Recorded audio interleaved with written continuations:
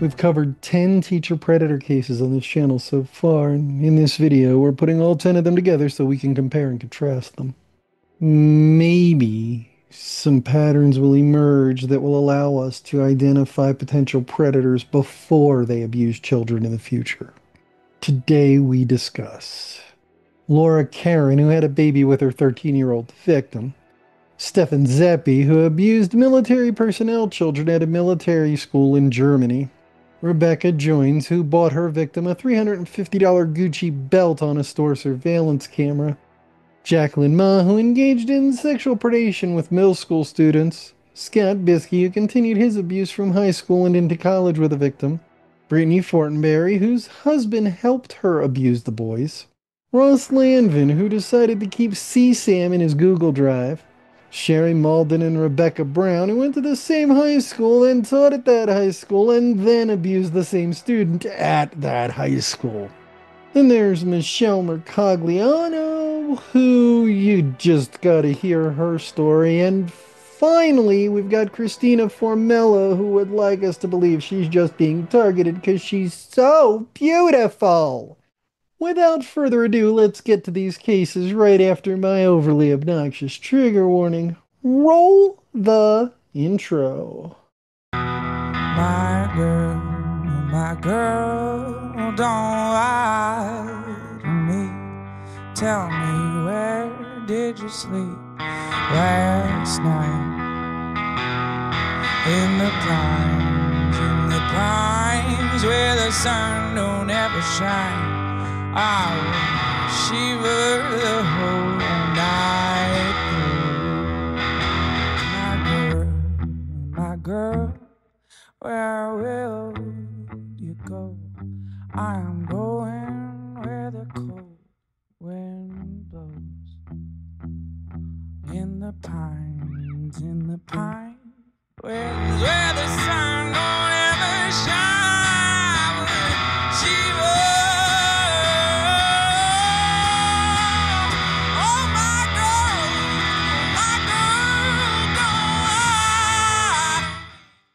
She was trusted by the school district and by parents. But tonight, a fifth grade teacher in Cape May courthouse is accused of having a sexual relationship with one of her students. Detectives say the abuse started when the child was 11 and lasted for years, and that the two share a child.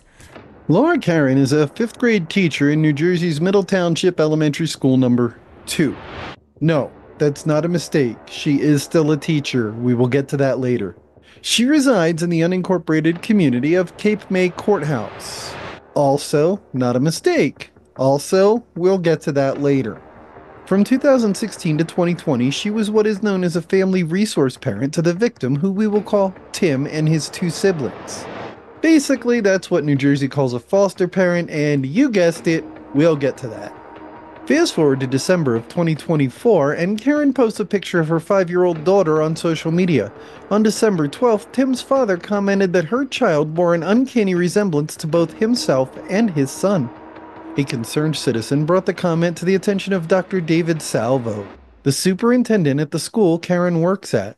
Dr. Salvo promptly reported it to Officer Thomas Runyon of the Middle Township Police. In a police interview, the victim's brother, who we will call Ross, says Tim admitted to him that Tim was the child's father. Tim's mother makes a similar statement. They also both say that Tim asked them to keep it secret so Caron wouldn't get in trouble. Caron was arrested without incident on January 15th on charges of aggravated sexual assault, and endangering the welfare of a child. She was being held in the Cape May County Correctional Facility until her bail hearing. Watched the children overnight, which eventually progressed to Tim and his brother living at Caron's house full-time. Caron was born in Warrington Township, Pennsylvania in 1990. Tim was born in 2005. In her teen years, Caron attended Archbishop Wood High School, obtaining her diploma in 2008. She then attended Cabrini University, where she played guard and forward on the basketball team and majored in elementary education. She obtained her degree in 2013. In 2014, Middle Township School District hired her to teach 5th grade at school number 2. The official reports don't mention this, but if I'm doing my math correctly, Tim had to be her student the first year she taught. This means that she got her degree, obtained a job, and immediately started offending. Like Lucy Leppy, I'll link to her video on the end screen. Caron became friends with Tim's parents, so close that Caron began watching the children overnight. Tim's father explains, it began with 1 or 2 nights a week, and eventually the children stayed with Caron permanently from 2016 to 2020. Tim's mother adds, Caron would offer to watch her children, which progressed to her sons living with Caron at her home. It is unknown why the children began living with Caron permanently. However, the judge at her bail hearing referred to her as a family resource parent. In New Jersey, this is the official job title for foster parents. The New Jersey Resource Parents official website states, in New Jersey, the term foster parent has been replaced with resource parent. This term more accurately reflects the resource parent's supportive role to the children, the children's family, and the professional team. The resource parent serves a critical role in supporting reunification efforts, the primary goal for most children entering out-of-home care. I'm not sure if this happened as soon as the district called the police or when she was arrested, but Caron was placed and remains on paid administrative leave. Caron makes over $58,000 a year, and right now she's being paid to do nothing when she shouldn't be getting paid at all. Additionally, this means that officially she is still a teacher at the school. She's just not teaching right now. Now let's find out exactly what Caron is accused of. Tim would be in the shared bedroom when she fell asleep. He would be in Caron's private bedroom when she woke up. As I've already mentioned, Caron met Tim when he was a student in her 5th grade class. Caron also met his parents and became close friends with them, leading to Tim, Ross, and the victim's sister, who we will call Sally, having overnight visits at Caron's house 1 to 2 nights a week. Over time, the visits increased until Tim and Ross were living with Caron full-time. This is important because it is a grooming process, and those overnight stays are when the crimes happened. We will get to those crimes in just one more paragraph. First, according to a licensed clinical psychologist who specializes in narcissistic abuse, Dr. Jamie Zuckerman, this relationship is about power and control. In her court TV appearance, she explained that Caron, like all narcissists, lacks the ability to feel empathy and has no accountability for her actions. Zuckerman explains that Caron felt entitled to take what she wanted and wouldn't even entertain the consequences of her actions. Zuckerman points out that Caron was grooming the entire family by befriending the parents. Okay, now let's get to those crimes. According to Sally, the children started spending nights at Caron's home when Tim was 11 years old. Ross reports that during one of these overnight visits, he was watching a movie with Caron and Tim, who were in a recliner together under a blanket. At some point, Caron and Tim thought Ross was asleep, at which point Caron manually manipulated Tim to orgasm under the blanket. Explains that she and Ross used the upstairs bathroom to shower, but Tim used the downstairs bathroom. When Tim would take a shower, Caron would follow him into the bathroom and lock the door. On at least one occasion, Ross witnessed Caron and Tim exit the bathroom wet and wearing towels. The children shared a bedroom on the 2nd floor. Caron had a private bedroom on the 1st floor. Sally reports that often Tim would be in the shared bedroom when she fell asleep. He would be in Caron's private bedroom when she woke up. In 2019, Caron gave birth to a daughter. After this, Ross reports that Tim slept in Caron's room permanently. Tim also started keeping clothes in Caron's dresser.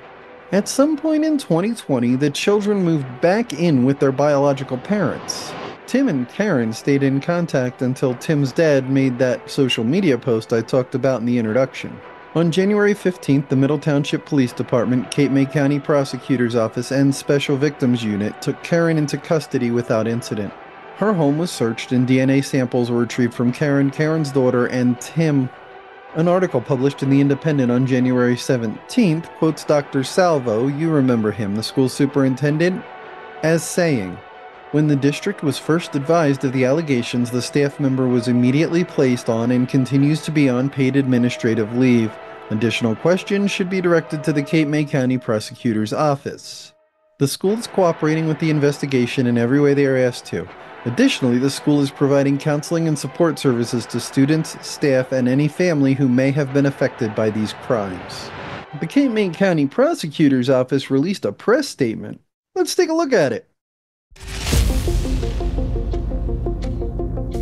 Caron will serve 8.5 years or 102 months in prison and could serve as much as 40 years in prison. She's been charged with aggravated sexual assault, and endangering the welfare of the child. Aggravated sexual assault is a crime of the first degree and carries a sentence of 10 to 20 years. Sexual assault and endangering the welfare of a child are both crimes of the second degree and carry a sentence of 5 to 10 years each. In New Jersey, the prisoner must serve the minimum mandatory sentence or 1/3 of the imposed sentence, whichever is greater, before being eligible for parole.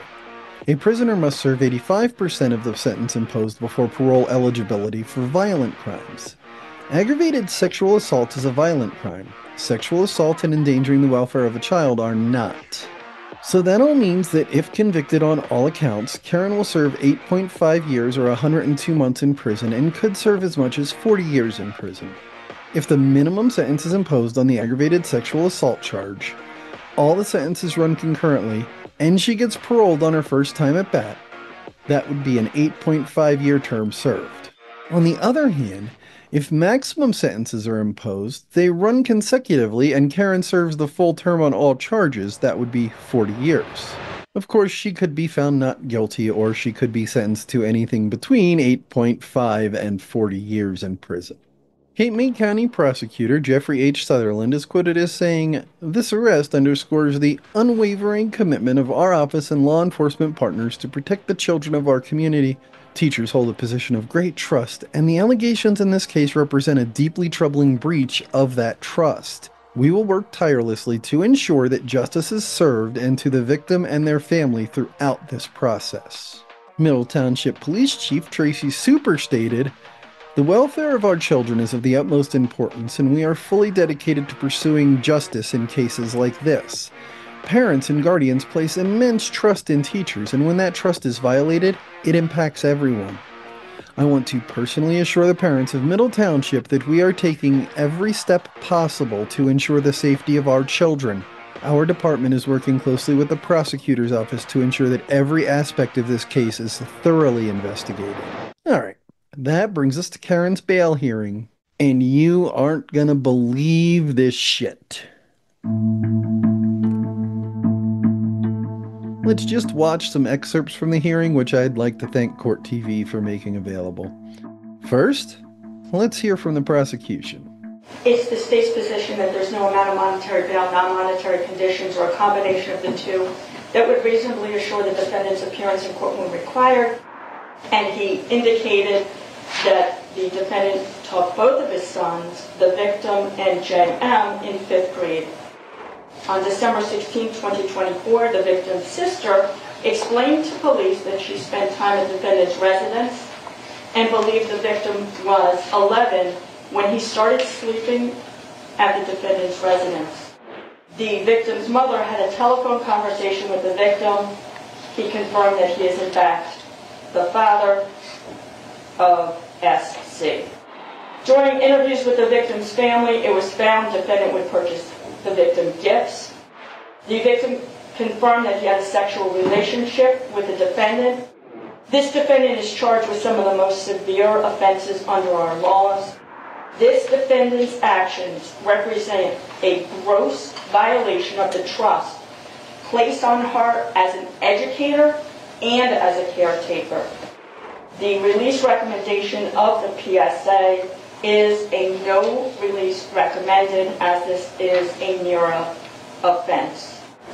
The prolonged nature of this abuse demonstrates a calculated effort to manipulate and control the victim, including contacting the victim up and until the Facebook post in this December. That would be 416 separate sexual assaults this defendant committed against a child. As an educator, this defendant has demonstrated an ability to exploit her position to gain access and manipulate minors for her own gain, for her own sexual gratification. I'm also going to emphasize the psychological harm she inflicted upon this victim, whose trust was betrayed in a devastating manner. He became a father at 13 years old. Now let's hear from the defense. In the state's moving papers for detention, the state mentions nothing about the potential for obstruction. Judge, you know from the PSA, Laura is 34 years old. Her background is spotless. She got a job down here. She's been a 5th grade elementary school teacher at Middle School District for the last 11 years.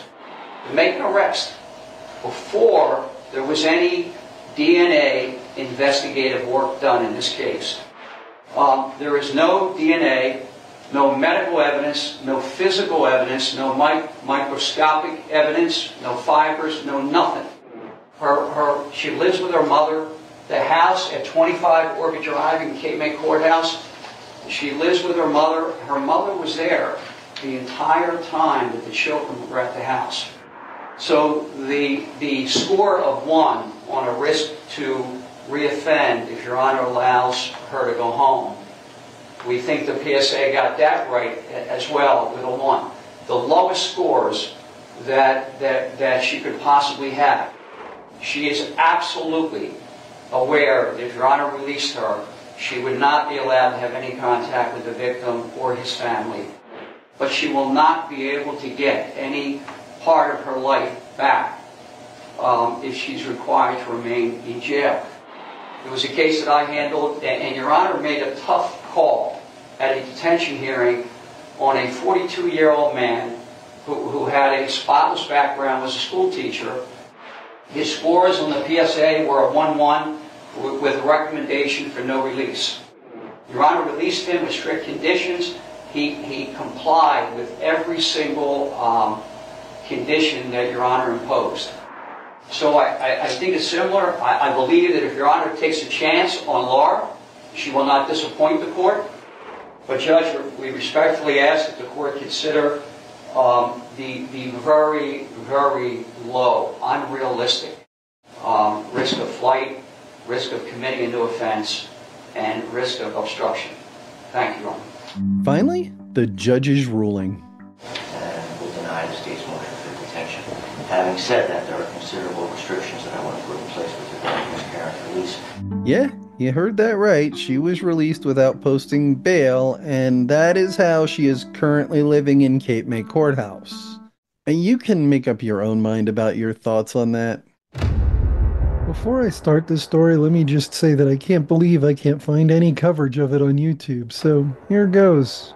U.S. military bases around the world employ both U.S. citizens and local teachers at the schools on Army bases. Alexander M. Patch Elementary School, or Patch Elementary, on Patch Barracks near Stuttgart, Germany, is no exception. In 2020, one of the teachers who was originally from the U.S. returned home for a visit during summer break. While the teacher was visiting, she went to a friend's house. At the friend's house, she ran into a former student who also just happened to be friends with this particular individual. The teacher and their former student sat and reminisced over memories of the elementary school. During this, the former student dropped a bomb on the former teacher. "I hate Zappey. He used to touch me under my panties at his desk during class. I never said anything because I didn't know it was wrong. But I hate Zappey and I always will for what he did to me." She had been in Zappey's 3rd grade class. In 3rd grade, children are between 8 and 9 years old normally. For reality check, this is a picture of a random group of 3rd graders. That is the age this child was when Zappey was touching her bare genitals in a sexual manner. This resulted in an investigation that would include the military, the FBI, and U.S. federal prosecutors in Georgia, but Zappey is a German citizen. Co-workers reported Zappey hugging students and having them sit on his lap. Zappey is currently 57 years old. He worked as a teacher at the elementary school beginning in 2001 when he would have been about 34 years old. In the opening chapter, I mentioned that schools on U.S. military bases hire local teachers, and Zappey was one of them. He's from Stuttgart and is a German citizen. However, a military base in a foreign country is considered to be under the law of the nation who owns the military base, just like embassies. This means that Zappey was under the rule of U.S. law while he was at the school. Since the offenses happened at the school, they happened on U.S. soil. Therefore, Zappey is subject to U.S. law for the purposes of this case, which is why the Department of Army Criminal Investigations Division, or CID, looped in CID Europe Field Office and the FBI. CID Europe and the FBI began the daunting task of tracking down former students and co-workers of Zappey. Remember, this is a military base, and these are service people's children, so finding them is not as easy as it sounds. But they did track down a lot of them. Eventually, they found 4 victims whose statements were used to bring charges against Zappey. Through the investigation, it came to light that other teachers had witnessed portions of Zappey's grooming process. Co-workers reported witnessing Zappey often hugging students and having them sit on his lap. Complaints that were also lodged against Scott Biski. I'll link his video on the end screen. Teachers also reported witnessing Zappey touch students on their backs and stomachs under their shirts. Some of these concerns had been brought to school officials, who punished Zappey by awarding him Teacher of the Year in 2007. For context, the crime Zappey was charged with happened between 2006 and 2010. A former student claims that Zappey touched her, at the time, 6-year-old genitals under her clothes in 2009. She says that Zappey called her to his desk during class, and that is where the assault happened. The former student stated that she told her parents, and they immediately asked for her to be put into a different class and told the school administrators why. We do not know what school administrators did with this information, but we know they did not do enough. A former co-worker claims that Zappey taught the kids to be touchy-feely. They also claim to have reported Zappey to school administrators on more than one occasion. All 4 victims' statements agree on the details of the attacks. Zappey would call the children to his desk. Once they were at his desk, he would touch their genitals in a sexual manner. To a large extent, it went unreported because the children didn't know it was wrong. Which is why we need fucking sex education in elementary school, for fuck's sake. Let's talk about Zappey's arrest. Many adults get taken in by this type of gaslighting. How can you expect a 6-year-old child not to? The FBI and CID officially began investigating the crimes in March of 2020. Zappey was removed from the classroom immediately, but remained on the payroll until 2021. The interviews with his co-workers seemed like they were about 2 different people. Co-workers reported that Zappey was well liked by his students. Some described him as a friendly, outgoing, and encouraging teacher. They also described how Zappey regularly had students sit on his lap and would touch their backs and stomachs under their clothes. For context, these kids were between 6 and 8 years old. The dichotomous behavior was striking. 2 former co-workers stated that they repeatedly reported Zappey's behavior to school administrators because it set off so many red flags. However, to the predator, this is standard grooming behavior and could be equated to a form of gaslighting on the victim as well. Predator builds trust with people they are not victimizing. Look at Laura Caron, who got her victims' parents to trust her so much that children moved in with her.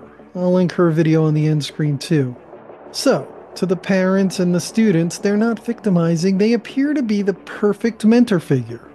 While the victim might not like what's happening and might even consider reporting it, they also constantly hear how great their abuser is from people they would report it to.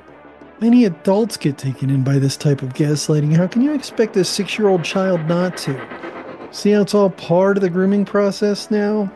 Well, the investigators did too. Then the investigators started interviewing former students. They managed to find a total of 6 students who testified to inappropriate touching at Zappey's trial. 2 of them testified to Zappey touching and massaging their bare skin under their shirts on their shoulders, backs, and stomachs. 4 testified to the crimes I've already detailed and I'm not going to detail again. The investigation also included information about Zappey's tenure at Patch Elementary. In 2007, he was awarded Teacher of the Year across all the U.S. military schools in Europe. He taught a multi-level German immersion class with 1st through 3rd grade students. Parents spoke highly of the class that was so popular it had a waiting list. After hearing this information, a federal grand jury in Georgia returned 2 indictments for aggravated sexual abuse of a child committed by a person employed by the armed forces outside the United States, and 4 counts of abusive sexual contact committed by a person employed by the armed forces outside the United States. Now we just needed a way to arrest and extradite Zappey so he could stand trial. He made that really easy for us. all of which she thought inappropriate enough to report. After having been placed on administrative leave due to the investigation in March of 2020, Zappey decided to visit family in the US in the summer of 2021. I mentioned the administrative leave part because it means he had to know the investigation was happening. So this Einstein decided to leave Germany, where he is a citizen and would have to go through a lengthy extradition process before being sent to the United States, and come to the United States of his own volition. Well, federal prosecutors learned of his little excursion and filed a warrant on his cell phone location. A judge granted the warrant and the FBI located him in Georgia. So the FBI arrested him on the outstanding warrant that was currently going through the extradition courts in Germany. The grand jury I mentioned in the last chapter, that was held in October of 2022, and you already know what he was indicted for. Zappey's trial started on January 10th, 2023. That's right. This all went down over a year ago and nobody on YouTube has even talked about it yet. Why? Anyway, back to Zappey. The atmosphere at Patch Barracks and the school was described by witnesses as like family. Teachers and students alike testified that children would often run to Zappey and attack him with hugs. They also spoke about Zappey holding hands, patting heads, and generally touching more than was appropriate. An art teacher testified that a female student once leaped into Zappey's arms and wrapped her legs around him. He took a step before putting her down. This concerned the teacher enough that she reported it to school officials. That same teacher reported witnessing Zappey touching a student's hair and that another student had stood on Zappey's feet while he walked, all of which she thought was inappropriate enough to report.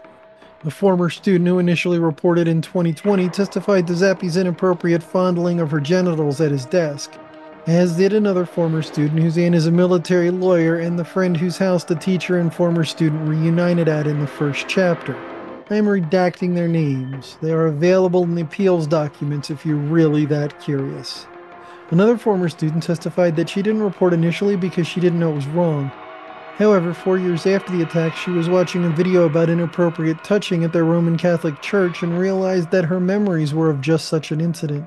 She told her mother, but asked her mother not to tell anyone. The two didn't even tell the girl's father, a JAG lawyer. The first time she told anyone except her mother was when CID contacted her in 2021. All in all, the jury heard 5 days of testimony. They heard from the 6 victims. They heard from experts on delayed reporting and memory. I'm sure they heard a lot more as well. Then they returned a verdict of guilty on all counts. A couple months later, a federal judge sentenced Zappey to life in prison.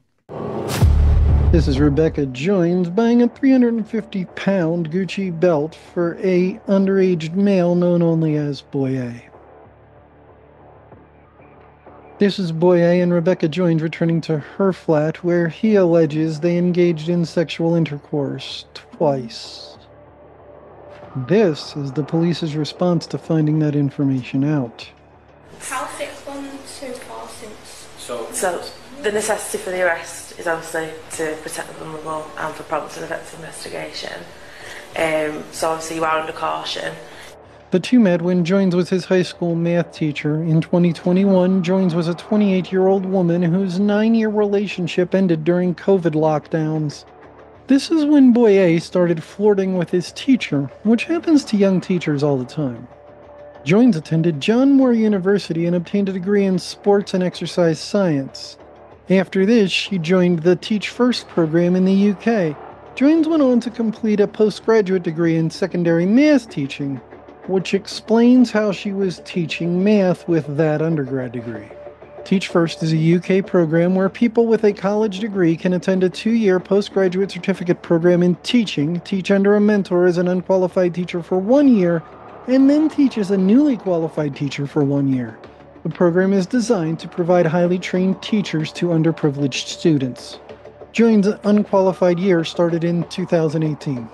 As I mentioned, Boy A would flirt with Joynes. Her response to this was to supply him with all but the last digit of her phone number as a math problem-solving exercise. The boy quickly figured out the last digit and the two began communicating on Snapchat. Boy A's messages were flirty and the two agreed to meet outside of school in secret. Boy A's parents thought he was playing FIFA at a friend's house and would be spending the night there. Instead, Joynes picked him up in her Audi A1. took him to Talford Center in Manchester, and created the CCTV footage you saw earlier. They then retired to Joynes' apartment in Salford Quays, where he claims she sexually assaulted him twice before telling him no one had better find out. But people did find out, and those people were not happy. As Joynes was Boyer's math teacher at the time of the assault, she falls into the second category. When Boyer returned home on Saturday, his mother noticed a love bite on his neck. Boyer told his mother it was nothing. Obviously, Joynes wasn't smart enough not to leave marks on him. Within one day, rumors were circulating about Boyer and Joynes. Apparently, Joynes also didn't realize that most 15-year-olds cannot be trusted to keep a secret. Boyer's mother marched her distraught self into the school offices and demanded to speak with someone. She informed the school of the love bite and the rumors. Police were called in, Joynes was suspended, the police investigation uncovered the CCTV footage you saw at the beginning of the video. They also spoke with Boyer. This is where they learned of the sexual assault allegations. So, police arrested Joynes, creating the body cam footage you saw at the beginning. Statutory assault laws in the UK come in two flavors. One for statutory assault and one for statutory assault while in a position of trust, the latter being more serious and carrying more significant penalties. As Joynes was Boyer's math teacher at the time of the assault, she falls into the second category.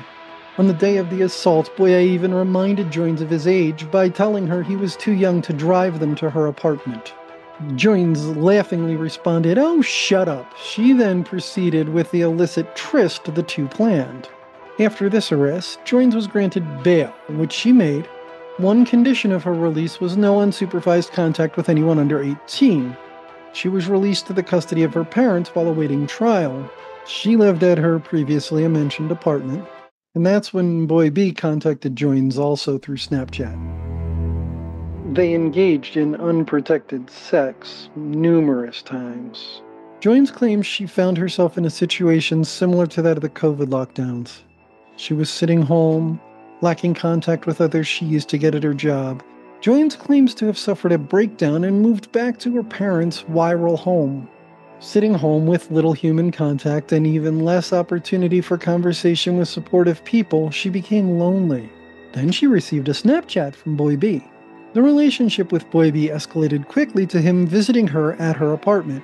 In the UK, the age of consent is 16, so if Boy B was 16 when the sexual relationship began, and Joynes was no longer his teacher, the relationship would be perfectly legal.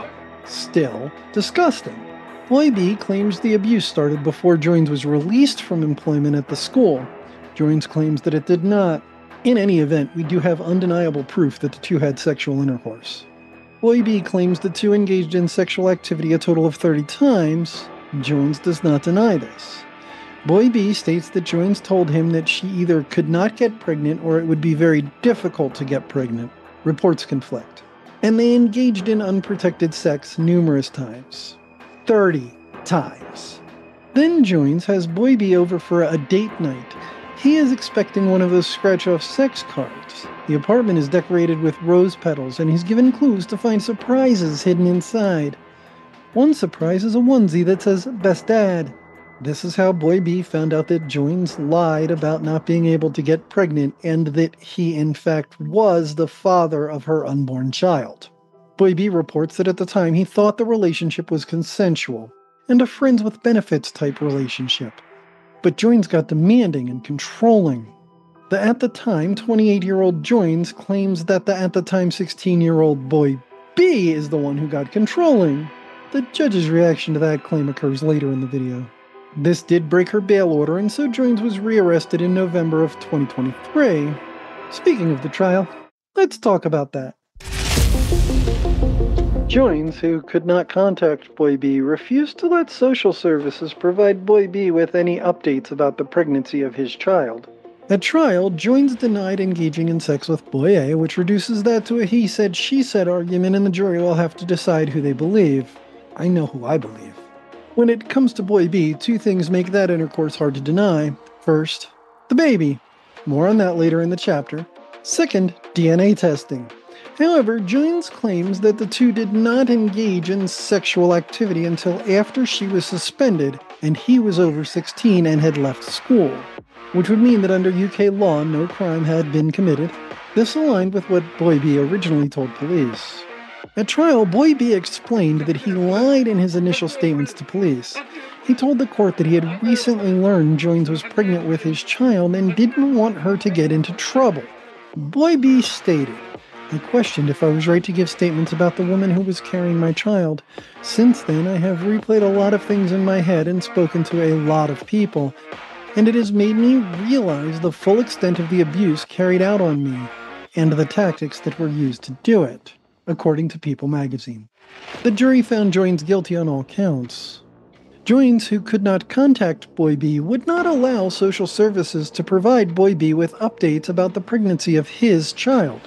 She gave birth to a healthy baby girl that was taken from her 24 hours later after an emergency hearing. In his victim impact statement, Boy B stated that Joynes' decision was one of the hardest things I had to deal with in this time. He could not even be told the baby's gender or due date without Joynes' permission. At sentencing, Judge Kate Cornell laid into Joynes. Cornell stated, "You felt buoyed and boosted by their attention. There's no real insight from you. You continue to deny the offenses and have been silent on the distressing impact on these boys." Boy B's impact statement further stated, "I was coerced, controlled, manipulated, sexually abused, and mentally abused. It was very upsetting that this happened to me. The months after the abuse happened to me was a very dark time. I felt backed into a corner. I had just lived a double life for 18 months behind my family's back." Joynes was sentenced to over 6 years in jail, given a 20-year sexual harm prevention order, and will be required to register as a sex offender for the rest of her life.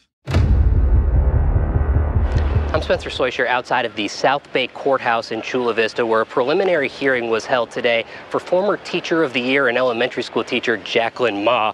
The detective outlined a pattern of how she believes Ma groomed children. The detective read aloud the screenshots in court. Dondo 1, I love you, winky face. Jackie, I love you too, like I'm actually in love with you. Yellow heart emoji. Ultimately, the judge ruled that there was, quote, overwhelming evidence in the case and bound her over on amended charges of forcible sex acts as opposed to non-forcible. She's due back in court later next month. Reporting in Chula Vista, I'm Spencer Soysher, ABC 10 News. Let's dig into this case and learn what's going on here. Jacqueline Ma was 34 years old when she was arrested in 2023. She holds a bachelor's degree in biology and a master's degree in teaching. I'm not certain when she obtained her bachelor's degree, but she obtained her master's degree in 2013. She obtained both degrees from the University of California at San Diego. She got her teacher certification and began teaching that same year. She was hired by National School District as a teacher in the Lincoln Acres Elementary School. Ma taught 5th and 6th grade at this school. Reports are not specific if she taught various grades in various years or if she taught science to both grade levels simultaneously. Ma was considered an exemplary teacher until her arrest. She was awarded a Teacher of the Year award for the 2022-2023 school year, one of only 6 teachers in all of San Diego County to get this award. The San Diego County Office for Education published a blurb about the award that in part reads, "She considers the relationship she maintains with her students her greatest accomplishments." Lincoln Acres principal was quoted as saying, "The creativity, initiative, collaboration, and 100% dedication Miss Ma has for her students and the school is immeasurable. When students leave Miss Ma's room, they are more confident students, more engaged citizens, and more thoughtful adolescents who know they are loved." After she received this award. Remember that Ma had been a teacher at the school for 9 years at this point in time. Then in March of 2023, one of her former students' parents contacted law enforcement and told them she suspected Ma was having an inappropriate relationship with her son. Let's discuss the initial report now. Let's recap that quickly. Ma was awarded the Teacher of the Year award for the 2022-2023 school year. Her principal spoke about the great relationships she maintains with her students, and then later that year she was arrested for engaging in inappropriate relationships with some of those students. Sometime before March 7, 2023, police received that call from a victim's mother. Obviously, this sparked an investigation. The investigation determined that no one except Ma had engaged in illegal behavior. Ma was arrested on March 7th. Ma is married. Details on when she got married or if the marriage is stable are unavailable. Police discovered love letters in Ma's classroom. Reports are not specific on if those letters were written to Ma, by Ma, or some combination of the two. Police also found text messages. Most of the texts had been deleted, but screenshots of them were stored in a hidden folder on Ma's phone for the police's convenience. You heard a detective read one of those exchanges in the introduction. In others, Ma expressed frustration that her victims were not responding quickly enough. Yes, that's right, a 34-year-old woman was getting upset with a 12-year-old boy because he was not responding to her texts quickly enough. When Ma was arrested, police found a photo of her victim in her wallet. She was also in possession of jewelry with the victim's initials on it. For a reality check, here's a picture of a random 12-year-old boy. On March 8th, a bail hearing was held, and the judge granted bail with stipulations about her not having unsupervised contact with anyone under the age of 18, no contact with victims, their families, and no contact with anyone from the school. Ma made bail. At some point during the investigation, a second victim came forward with more allegations about Ma. In a text exchange, one of the victims complains that he doesn't think Ma understands that he is still a child and this is his only relationship. On March 9th, Ma was arrested on more charges, including contacting her victims in an attempt to dissuade them from testifying against her. At this point, Ma was held without bail.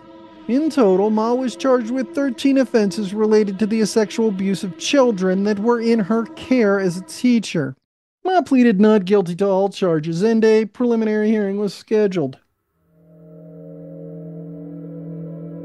At a preliminary hearing, prosecutors presented evidence that Ma had engaged in an inappropriate relationship with some of her students lasting several months, possibly over a year. During this relationship, Ma sent sexually explicit photos of herself to the victim. She also enticed the victim to respond with sexually explicit photos of himself. It was presented in court that these photos included images of the boy engaging in sexual activities. Prosecutors explained that the boy was not comfortable doing the things Ma asked him to do, and she coerced him into do it, including using her position as his teacher in a coercive manner. Details of that coercion are not available. Ma also expressed jealousy about the victim talking to other girls. How ridiculous is that? On at least one occasion, Ma held a private meeting in her classroom with one of the victims. When the victim arrived in the room, she locked the door and then removed her shirt. Do the classrooms in this school not have cameras in them? Some of those explicit photos were found on Ma's phone, which is why she was charged with possession of CSAM. The first person who testified against Ma at her preliminary hearing was one of her victims. The older victim who came forward was in Ma's 6th grade class in the 2021-2022 school year.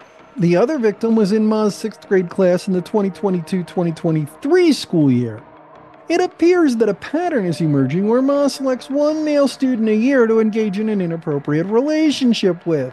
I seriously wonder how long Ma has been doing this, and we will talk more about that later. During the victim's entire testimony, Ma sat at the defense table crying. This seems like a highly calculated and manipulative move by Ma, in my opinion. Ma had already pleaded not guilty to all charges, which the judge held over for trial. At the end of the preliminary hearing, Ma was facing 15 charges related to these incidents, with a total possible sentence of 180 years to life in prison without the possibility of parole. In February of 2025, there was a shocking change of course. Ma's trial was scheduled to begin in May of 2025. A pretrial hearing was held in February where it came to light that Ma and her defense team had been in a plea bargain negotiations with the prosecution team in the months since her preliminary hearing. At the hearing, a tearful Ma changed her plea to guilty on 4 of the charges, and the remaining charges were dropped. The charges she now pleads guilty to include 2 counts of lewd acts with a minor by force or fear and 2 counts of possession of CSAM. Deputy District Attorney Dave Hart is quoted as stating, "Obviously she's taken responsibility and not gone to trial. The consequences of trial would have been more significant. And with this resolution, we're sparing the victims from having to come in and testify in front of a jury. As a result of this plea deal, Ma's maximum sentence is now 30 years to life in prison with the possibility of parole. Her sentencing is scheduled for May of 2025. Hart also stated, "From our officer's perspective, it was very important that these be charged not just as sex offenses, but sex offenses done under duress. And that is what she pled to. We think this plea deal sends a message to the community, not just about sex offenses on children, but when you leverage a position of trust, when you leverage good faith with parents in the community, and you do this to their children, there will be significant penalties to pay." Scott Biski's predation started no later than 2015, but did not come to light until 2022. That's when someone whose name and position have been redacted from the official report created an online complaint to the Special Commissioner of Investigations for the New York City School District, who we will call the investigator. We will refer to this man as Mr. Doe. We know that this person is male and a former teacher of the woman identified as former student A. I'm going to call the student Angelique, which is not her real name. According to the report, Angelique is now 24 years old, and Mr. Doe was not aware of any inappropriate behavior prior to Angelique telling him about it. At this time, Biski was reassigned, but kept on the payroll of the public school system. 10 days later, the investigator received a report from the OEO. I am not sure what that stands for, but Angelique had emailed. This was June 28, 2022. Angelique had filed an official sexual harassment suit against Biski. The suit alleges that Biski inappropriately touched, groomed, and raped her while she was his student at Jamaica Gateway to the Sciences Public High School. We will simply refer to this as Gateway. The suit also alleges that Biski should not be allowed to teach as a result of this behavior. Angelique also filed a complaint with the NYPD. Detective Rocco Blondo of the NYPD Queens Special Victims Unit interviewed Angelique as a result of this complaint. Before we dig into this case, let's take a look at the environment it happened in. Jamaica Gateway to the Sciences is part of the New York City public school system. It is a specialized school with a focus on students interested in science and health-related careers. They are a college preparatory school that works closely with City College. They focus on financially disadvantaged and historically underrepresented student populations. As such, almost 90% of the student body is Asian, Black, Hispanic, or Latinx. However, 49% of their teachers are white. They boast a 98% four-year graduation rate, while the New York City public school system at large has an 82.6% graduation rate. All this information about the school is from their website. There is a school-based mental health clinic located in the school. Like all New York City public schools, they provide free breakfast, lunch, and after-school meals for all the students. They are located at 16701 Gothic Drive in Jamaica, New York. Their advanced placement participation rate is 44%. They're ranked in the top 25% of New York City public high schools for academics.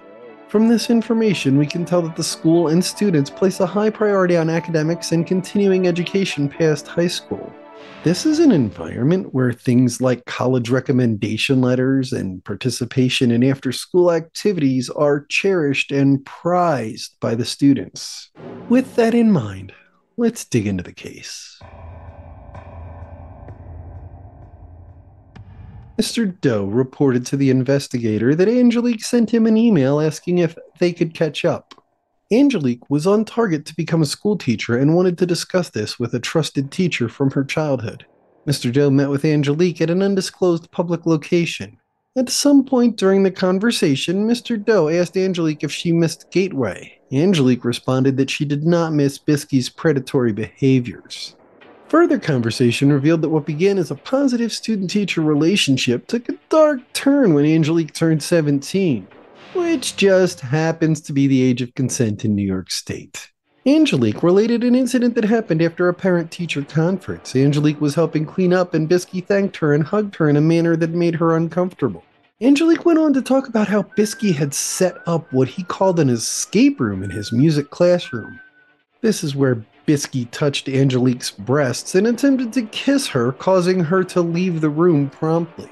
On one occasion, Biski invited Angelique and allegedly other members of his school board game club to the Bat Cave, or his house, to play games. When Angelique arrived, she was the only person there aside from Biski. We do not know if anything inappropriate happened this night. Biski provided his personal contact information to Angelique, but asked her to put it in her phone as Arthur Dent to avoid suspicion. Another former student believes the name was supposed to be Harvey Dent, a character from Batman. Arthur Dent is a character from The Hitchhiker's Guide to the Galaxy. More details became available when the investigator interviewed Angelique.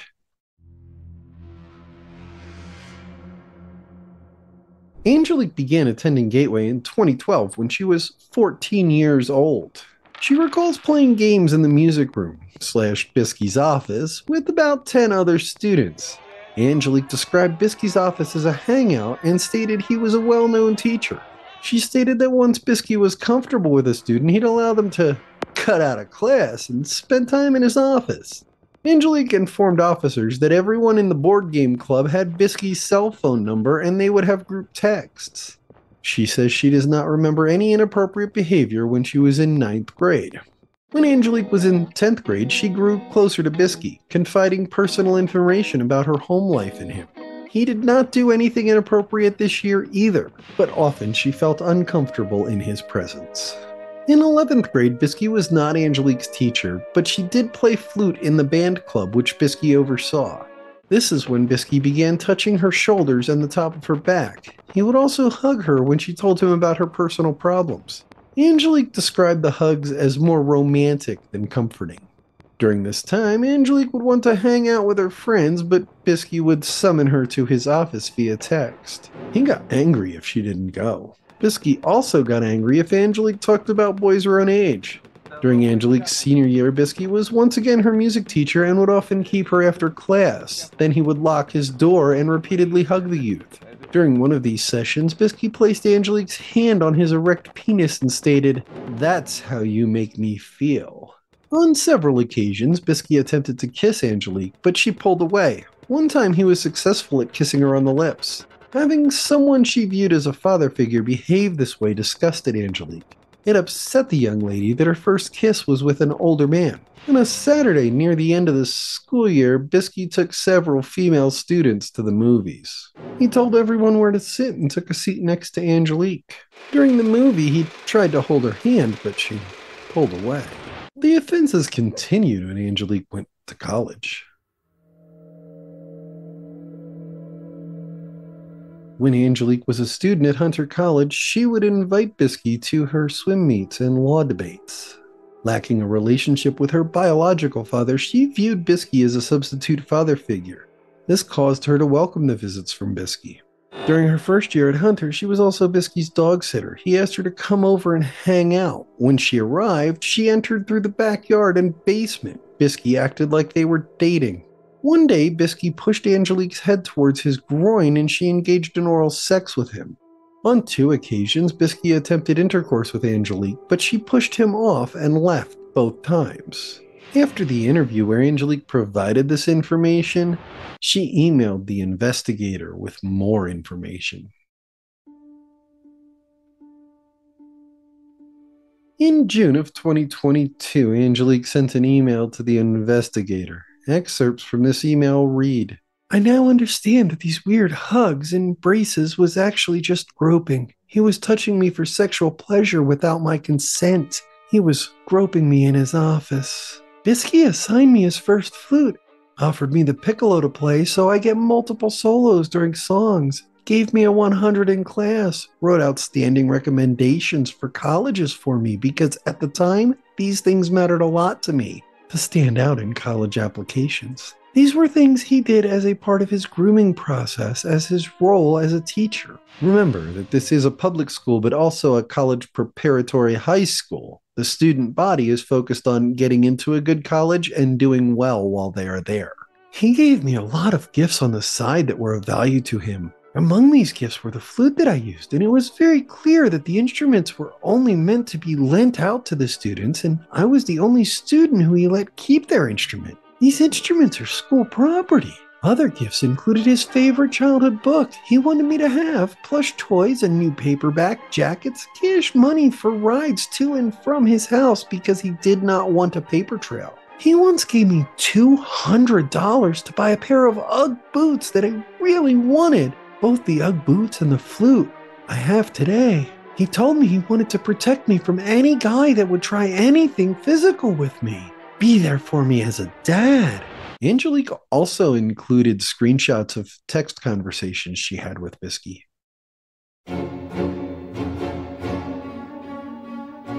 Between April of 2014 and June of 2016, Biski and Angelique exchanged approximately 1,300 text messages. Biski sent Angelique 696 messages, including texts, images, and videos. 82 of these were sent during school hours. Angelique sent Biski 615 messages, also including texts, images, and videos. During summer break 2014, 165 texts were exchanged. During summer break 2015, 146 texts were exchanged. During the 2015-2016 winter break, 85 text messages were exchanged. 30 texts were exchanged on MLK Jr. Day of 2016.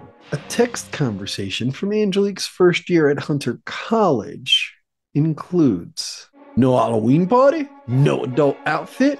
No, I tried. No, I'm Little Red Riding Hood the whore? A text conversation from 5 years after Angelique graduated from Gateway includes: the very minute you have someone, you blow me off, and then when you fuck it up, I'm the stupid asshole here for you. Because I'm single and should be allowed to be with single guys, and you always guilt trip me. Okay. I did not blow you off for him. I was genuinely tired from the fucking bar that night. Does it mean nothing? I have touched no one else but you for 3 years? In another text message, Biski stated, I've risked everything for you. My job, my kids, my home, everything. The investigator also interviewed 5 other former female students. 3 of these young women were 23 in 2022 and are identified as former students B, E, and F. We will call them Bernadette, Elizabeth, and Fran. One was 22 and identified as former student C. We will call her Charlie. One was 21 and identified as former student D. We will call her Denise.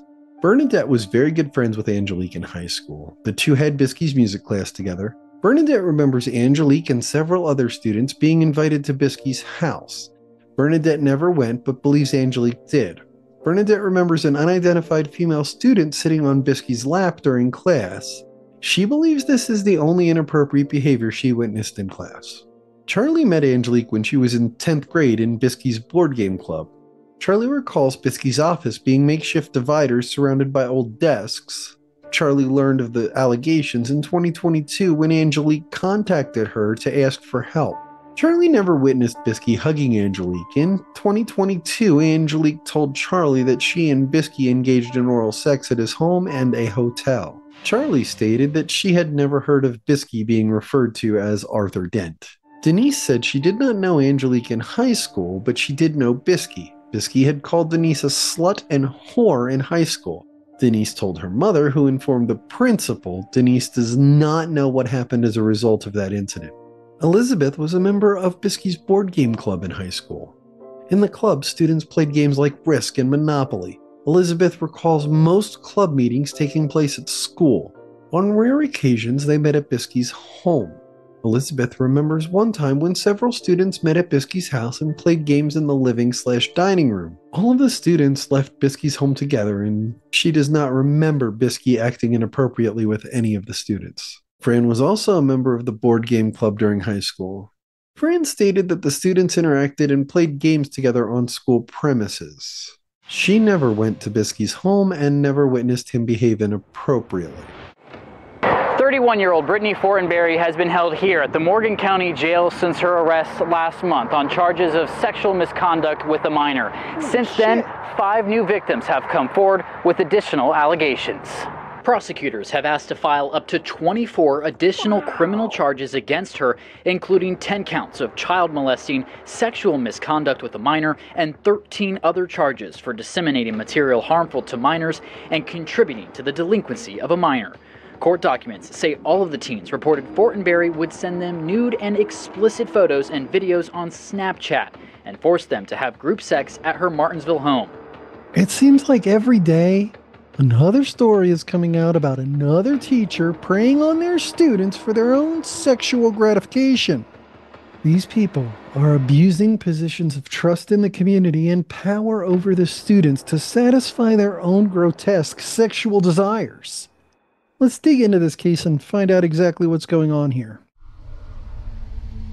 Courtney Vanderveer, a spokesperson for the school district, stated that Fortinberry was suspended on August 22, 2024 and resigned the next day. Please give me a moment to set the stage on this case for you. Eminence, Indiana is the definition of small-town America. The entire municipality only takes up 0.3 square miles of land in central Indiana. It was founded in 1855, got its own post office in 1957, and became its own area on the U.S. Census in 2022. Its population is roughly 3,000 people, 95% of which are white. Basically, it's just your average small town with a mostly homogeneous population where everybody pretty much knows everybody. The town is large enough to have its own community schools. The junior-senior high school services 6th through 12th grade, and that is where Fortinberry was a math teacher from July 10th, 2024 to August 23rd, 2024. I'm guessing she was teaching summer school? Most reports indicate that she was a substitute teacher, and I will clear that little bit up later. According to USA Today, Courtney Vanderveer, a spokesperson for the district, stated that Fortinberry was suspended on August 22, 2024 and resigned the next day. But the resignation was not due to the allegations of sexual misconduct. We'll talk more about that in the Final Thoughts chapter. At some point in early 2024, 2 students came forward with shocking and disgusting allegations against Fortinberry. The boys claimed that Fortinberry had been sending them inappropriate images and videos. After this, a woman came forward to say that Fortinberry had actually molested her grandson when he was 15. The boy claims that Fortinberry would take him over to her house where she would ply him with hallucinogenic drugs before engaging in sexual activities with him. Let's take a closer look at the allegations against Fortinberry. Police were looking into these allegations and conducting a full investigation. Someone called a school official late on August 22, 2024. They wanted to report a teacher, Fortinberry, of inappropriate conduct with 2 students, who we will call Boy A and Boy B.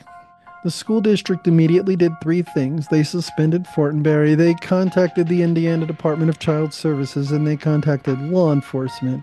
I do not have details on what order these 3 things happened in, but I'm pretty sure they all happened relatively quickly. Before 10 a.m. on August 23, 2024, Fortinberry submitted her resignation to the school district, who immediately accepted it and terminated her employment. But in reports, the school district states that had nothing to do with the allegations against Fortinberry. It soon came to light that Fortinberry had been sending inappropriate photos and videos to students through Snapchat. She sent photos of her sex toys to students, as well as videos of her using them. She even sent pictures of a stripper pole in her home to them.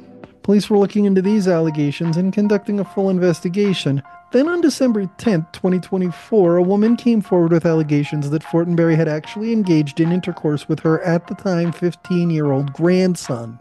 So the cops did cop stuff and interviewed the boy, who we will call Boy C. Boy C told police that Fortinberry had added him on Snapchat, where she would regularly send him nude photos. Boy C also informed authorities that between 5 and 10 other boys had been Fortinberry's victims. He informed police that other boys were considering coming forward. Boy C told police of a trip Fortinberry took him on to French Lick, another Indiana town about an hour and a half from Eminence. He told them of numerous sexual encounters with the 30-something teacher. He even explained how she would feed him peanut butter sandwiches laced with mushrooms before their encounters. This report was not related to the earlier report or the investigations into that report, but the 2 reports do corroborate one another. Fortinberry was arrested and charged with sexual misconduct with a minor, dissemination of material harmful to a minor, and contributing to the delinquency of a minor. Give me a moment to get all boring and legalistic about these charges so we can see just how much time Fortenberry was facing at this point in time. According to Gestia law, sexual misconduct with a minor happens when an adult engages in sexual conduct with a person under 16 years of age. It becomes a level 1 felony if deadly force or the threat of it is used. Remember that last part, it will be important later. Dissemination of material harmful to a minor basically is just providing things to a minor that shouldn't be provided to a minor, and it's a level 6 felony. Contributing to the delinquency of a minor means that an adult took actions which aided or assisted the minor in committing acts of delinquency. In this case, it's a level 5 felony because it involved the use of mushrooms. The maximum sentence for level 6, 5, and 1 felonies is 3, 8, and 50 years respectively. So, Fortenberry was looking at up to 61 years in prison when she was originally arrested. But that wasn't the end of the investigation or of victims coming forward, which led to more charges being filed. Evidence of a 13-year-old victim was found. It was one of her son's friends. One of Fortenberry's former friends came forward with information about her son's relationship with Fortenberry. Apparently, Fortenberry's behavior changed in the presence of this woman's son. Fortenberry would buy him expensive gifts, like the $300 belt that Rebecca Joynes bought for one of her victims. I'll link her video on the end screen. There was enough odd behavior that this woman stopped taking her son around Fortenberry. Fortenberry had already added the boy on Snapchat. Remember how Fortenberry resigned from her position at Eminence Junior Senior High School in August of 2024? Well, she immediately started working as a substitute teacher for the large neighboring Martinsville School District. She was released from her teaching duties on January 9, 2024, immediately after her arrest, and there will be more on this in the Final Thoughts chapter. The boy alleges that Fortenberry sent him videos of her using toys and having sex with other men. He also states that Fortenberry provided mushrooms and weed to him. Boys who didn't want to participate in the sex were forced to watch her have sex with someone else. This victim also stated that Fortenberry said she would kill herself if he told anybody about the encounters. Remember what I said about escalating a charge to a level 1 felony earlier? Well, Fortenberry's husband knew what was going on and reportedly told at least one victim that he would slaughter them if they told. Oh wait, did I forget to mention that she was married? Yeah, we'll talk more about him later too. The victim further alleged that Fortenberry made him drink a bottle. He's not sure what was in it, but it tasted like alcohol. He was also plied with mushrooms and weed. He claimed to have information on Fortenberry buying vapes and weed from multiple other victims. After purchasing these gifts, victims would be forced to engage in intercourse with Fortenberry. On one occasion, she purchased over $600 worth of gifts for a group of boys who were then forced to don scream masks while they all engaged in group sex with her. The investigators found evidence of inappropriate relationships with minors dating back over 2 years. Evidence of a 13-year-old victim was found. It was one of her son's friends. After all this came to light, further charges were filed. Fortenberry now faces 10 counts of child molestation, 10 counts of dissemination of matter harmful to minors, 6 counts of contributing to the delinquency of a minor, and 2 counts of sexual misconduct with a minor. Her current total possible years in jail is now over 200 years. The Martinsville School District stated, during the individual's employment period with the MSD of Martinsville, there were no identified reports of sexual misconduct to the administration or the anonymous tip line. We want to assure families that the MSD of Martinsville conducts a full criminal background check for all new employees as part of the standard hiring procedures. The background check report indicated no criminal activity for this former employee. Fortenberry is currently being held without bail, as the intro reel told you. Her bail hearing is set for mid-April, and her trial is set for June 25th.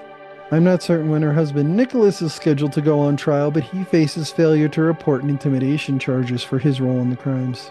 Finally, it is only fair that I give Fortenberry credit for expressing regret in a statement to the court. She is very regretful that she lost 150 pounds, because if she hadn't lost the weight, she wouldn't be in this mess. I might provide an update after her trial. That is all the information we have on this case right now. Sometime around December 26, 2024, the National Center for Missing and Exploited Children, or NACMEC, received a call from, get this, Google. Google had located a Drive account with some child sexual assault material or CSAM images and videos in it. They blocked the owner's access and contacted NCMEC to pursue options for legal action. Google sent NCMEC 150 images and 90 videos that they believed to be CSAM. The files had been uploaded years earlier, but someone from the Southern District of New York was logging into the account as late as December of 2024. Authorities were contacted and determined that the files had come from an account owned by someone who goes by Ryan Ryan. They also determined that the Ryan Ryan account is being accessed by Manhattan IP addresses, some of which belong to the Department of Education or DOE. Authorities determined that Ryan Ryan regularly searched for inappropriate pornographic materials as well as teaching materials. After they figured out who Ryan Ryan was, authorities found at least 4 CSAM videos on his tablet. Let's dig into this case and find out exactly what is going on here. With the images and the IP information, TSO Steele had everything she needed to get a warrant for the Google account. So, Google called NCMEC and told them about the Ryan Ryan account and then forwarded 150 images and 90 videos to them. NCMEC was easily able to determine that these are in fact CSAM, and Google informed them that the account had been accessed from IP addresses in Manhattan. So NCMEC looped in Homeland Security Task Force Officer, or TSO, Caitlin Steele. TSO Steele received the files from NCMEC and had to look at and or watch every one of them. I am sorry, TSO Steele. I am truly sorry. In those files, she found nude males ranging in age from about 4 years old to what is only described as pubescent in the court documents. Several photos and videos that depict intercourse between adult males and male children as young as 3 years old. The video of a boy estimated to be 13 years old self-stimulating and displaying certain orifices to the camera while using his fingers. Even a video of approximately 8 years of age being on top of an adult male. TSO Steele had to look at every photo and view every video in its entirety.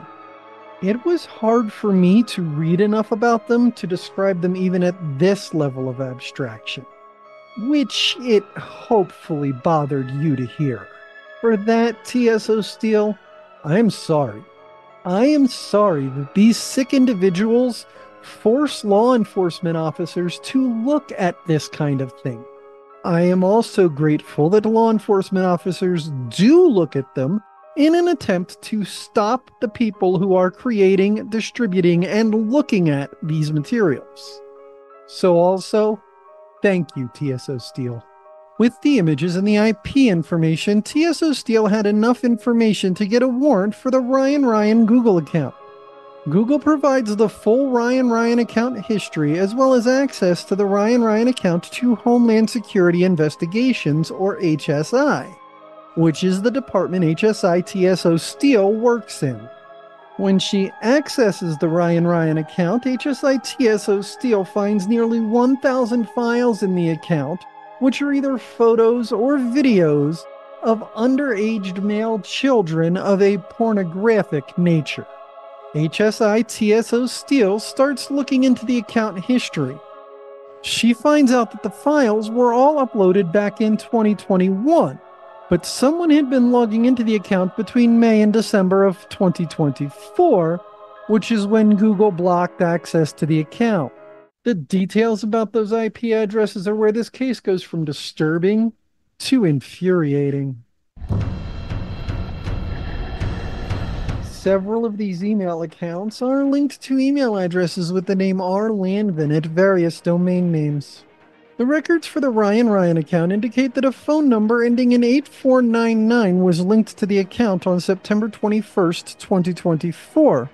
You know the drill. Google sends the phone a code, you enter it on another device that's already logged into the account. In the Ryan Ryan Google account, HSI TSO Steele notices folders with the name Ross in their path. The most disturbing thing so far is that HSI TSO Steele notices some IP addresses accessing the account were from the New York DOE. At this point, we know that Ryan works for the DOE in some capacity.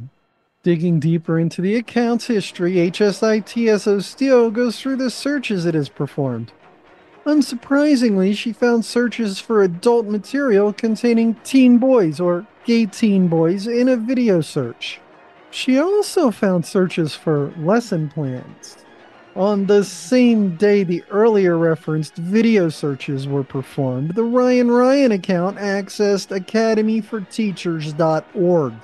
In November of 2024, the Ryan account accessed an AI language model and told it it was a middle school math teacher and needed some problems to put on their quizzes. Based on cookie data created when the same device is used to access multiple accounts, the Ryan Google account is linked to several email addresses. Several of these emails are linked to Lanvin at various domain names.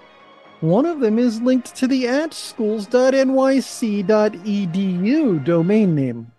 A warrant to the phone company who owns the 8499 phone number indicates it belongs to Ross Lanvin.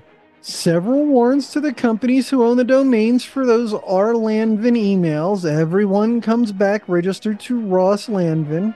3 emails sent to the Ryan account's email address that were addressed to Ross Lanvin. The warrant for the DOE and that Lanvin account is also linked to Ross Lanvin. Turns out Ross Lanvin is or was a middle school math teacher at MS 256 Lafayette Academy in Manhattan.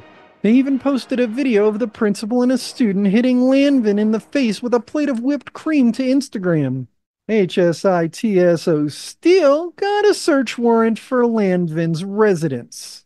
Let's talk about that search.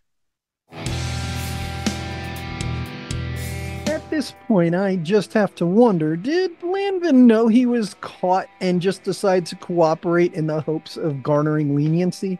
It took HSITSO Steele almost 2 months to put all this together. On February 13th, 2025, she was finally able to get a judge to sign off on a search warrant for Lanvin's home.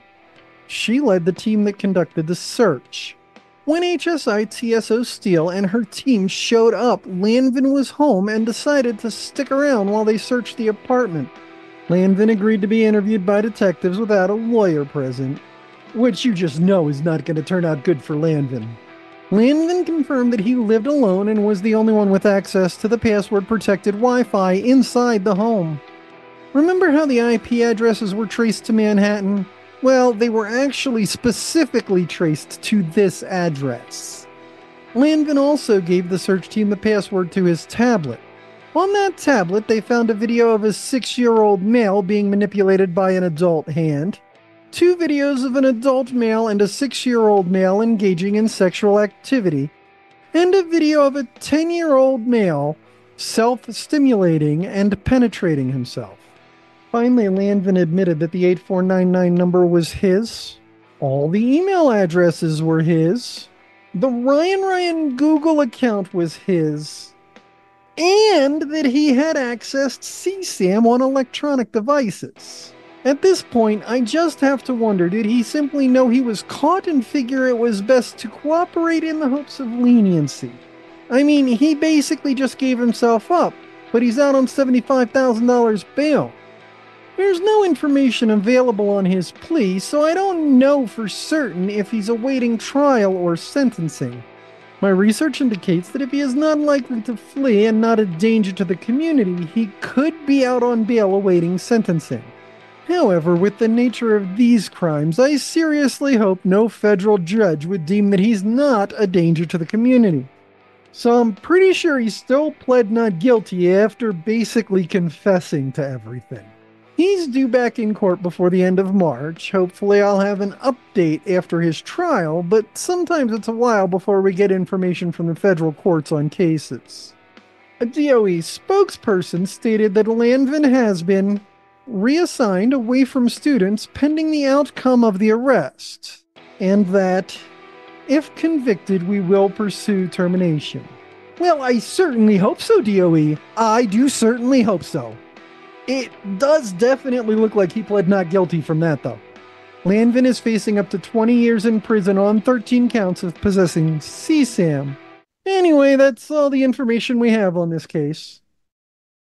Tonight, 2 Georgia teachers are in custody accused of inappropriate contact with students. Now, it happened at a private Christian school in Greene County. That's about 80 miles east of Atlanta. Atlanta News First reporter Yasmina Alston live at the GBI headquarters in DeKalb County. And Yasmina, the GBI is looking into these separate cases at the very same school. Yeah, that's right. And I can tell you the GBI arrested that first teacher on Friday, and then the second teacher was arrested today, but the GBI has not said if there is any connection between the 2 cases except for the location. 2 former teachers at the same Greene County school are in jail for allegations of sexual contact with students. The Georgia Bureau of Investigation says 25-year-old Bonnie Elizabeth Brown engaged in sexual contact with a student while she was a teacher at Nathaniel Greene Academy. Brown was arrested on Friday, but the Greene County Sheriff's Office asked the Georgia Bureau of Investigation to investigate the allegations on June 14th of last year. Then on Monday, the GBI confirmed that 60-year-old Sherry Dell Mauldin was also arrested after investigators say it was confirmed that Mauldin engaged in sexual contact with the student while she was working as a teacher at Nathaniel Greene Academy.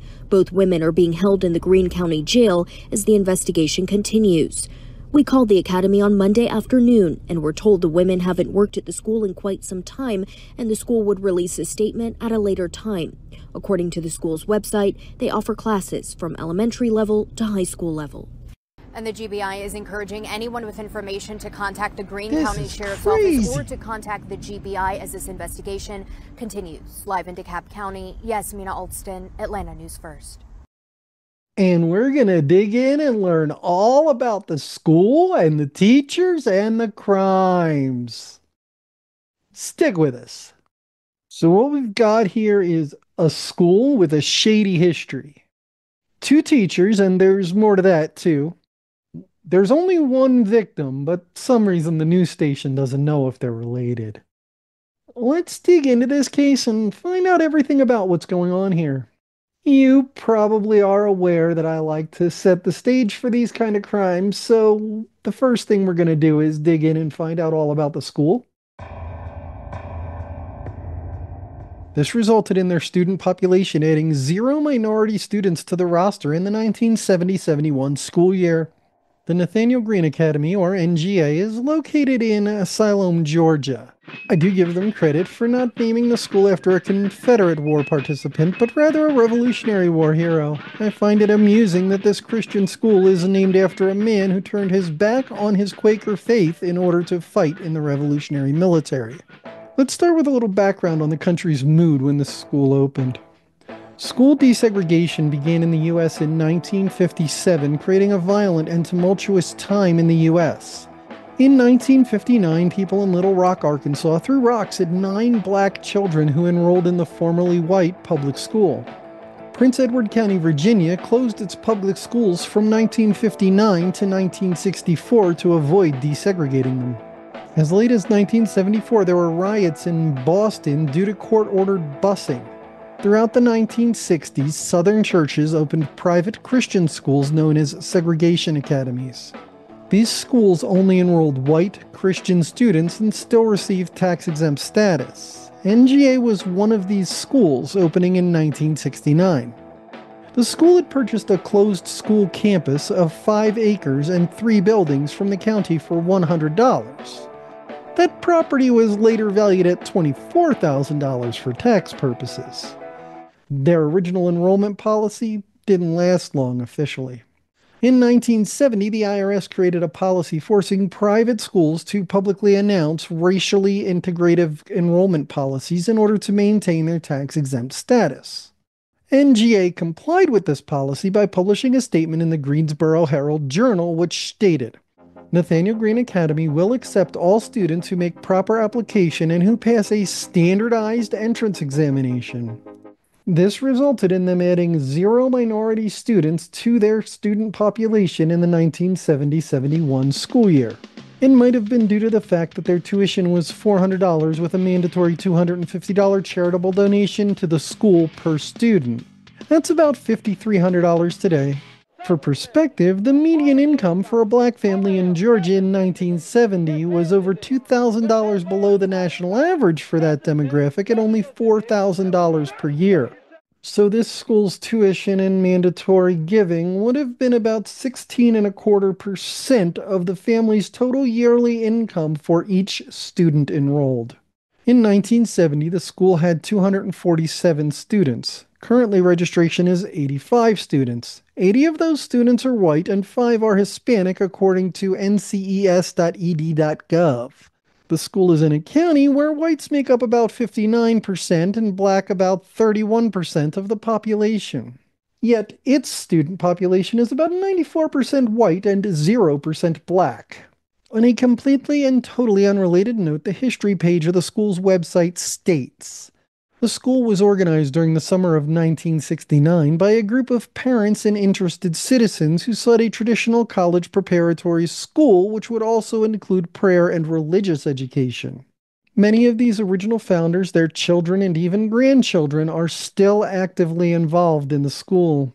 In case you didn't know, traditional is classically coded language in the Christian right for white. Now that you know all about the school, let's take a look at the perpetrators of these crimes. So I wonder, did it take Sheriff Harrison's employees 6 months to notify him about this case, or did he sit on it for 6 months before he forwarded it to GBI? Sherry Mauldin is 60 years old and graduated from NGA in 1983.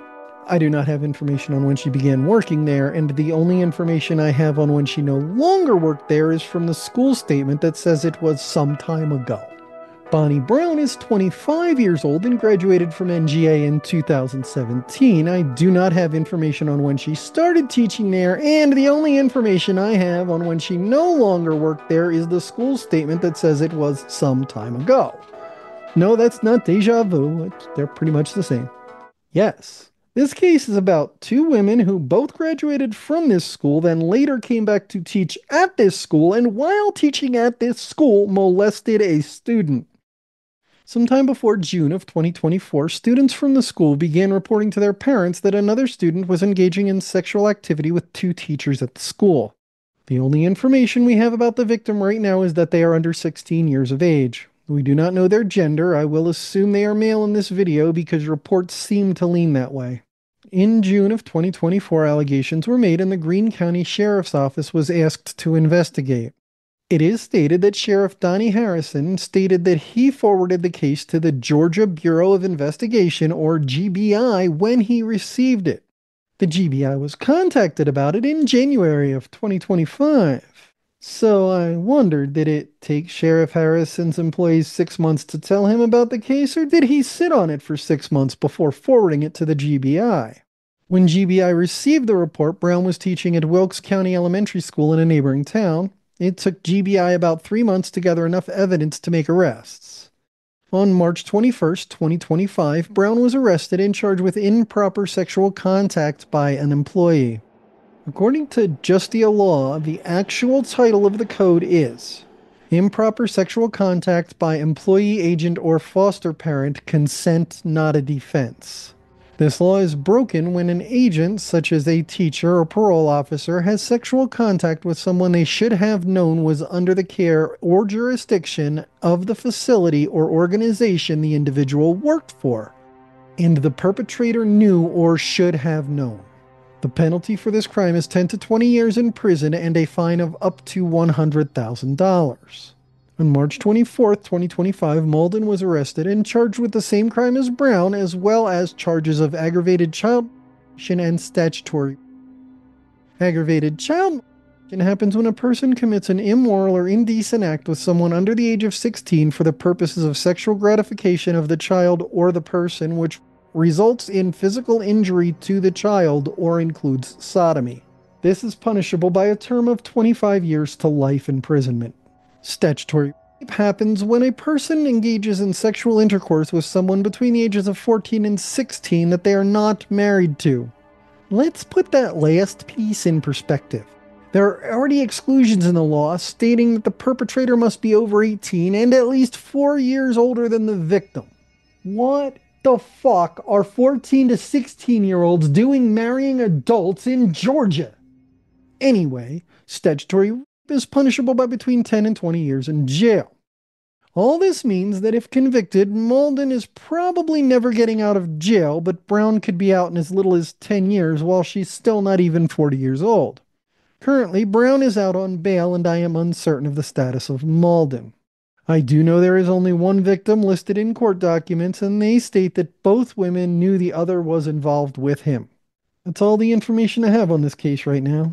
We're learning more about a teacher in Chester County charged with dozens of crimes. Police say she had a sexual relationship with a student and gave him drugs. NBC 10's Deanna Durante spoke to the district attorney about their case. She joins us live in Berwyn with more. Deanna, what do you know? Well, the district attorney tonight saying that this is yet another case that shows how important it is that parents and caregivers check their kids' devices, also the apps that they're using. It was Michelle Mercogliano's first year as a teacher at Conestoga High School. The TE School District says she previously worked in elementary education.